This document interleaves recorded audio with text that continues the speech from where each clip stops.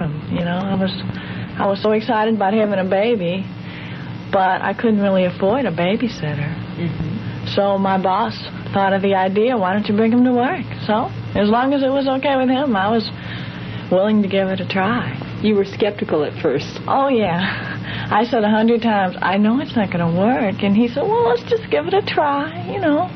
After a month or so, if it doesn't work, all we have to do is, you know, whatever you would have done before, find a babysitter or, you know, not work. I couldn't really afford that. I had to work. But, you know, for the price of a babysitter nowadays, it doesn't hardly seem worth, you know, working. It costs so much. It has been 6 months since Luke moved into the second office here at the firm. Joel and Sally have watched him grow from a peaceful infant to sometimes a fussy, active toddler. And, of course, each stage of his development has meant new modifications for the Case law firm. When Luke was much smaller, obviously he'll sleep, he'll eat. That's pretty much the extent of the tricks an infant knows. He's walking around now. Have you had second thoughts about the flexibility of the arrangement? No second thoughts. If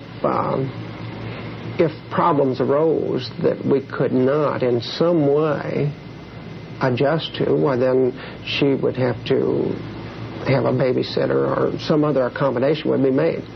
But I think the human mind is capable of conjuring up a whole lot of alternatives. And as you saw when you came in, we have little gates that limit his movement at this time. And I think that it'll work, well, it's worked fine so far.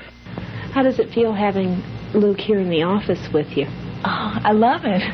You know, It's not a distraction for you? No, not really. I mean, I get all my work done. There'll be times when he gets crabby or something and I have to stop working, go in, take care of him. But I always, you know, manage to get everything done. I put him down, and then I come in here and work twice as fast as I would have, and to me, it's worth it, you know. Mm-hmm. So, no, there's nothing bad about it. He's had a couple days where he's crabby, but I never regret being able to bring him to work. I love it. Sally is like myself. I can have the radio going. People could be dancing in the hall, and I could be writing a brief, and it wouldn't bother me in the least. Mm-hmm. And likewise, she can be talking on the telephone and typing and admonishing Luke or waving at him and doing several things. I mean, you know, she can do it fine. Sally is only working 3 days per week, giving her extra time at home with Luke. That's just one other accommodation she and Joel have worked out. Accommodations are something he says all employees and employers should consider. A lot of my practice, I do a lot of domestic relations practice, and I am keenly aware of a lot of the unique problems that women have that men don't have. And secondly, when you speak of equality, because of this particular situation, the women have the children,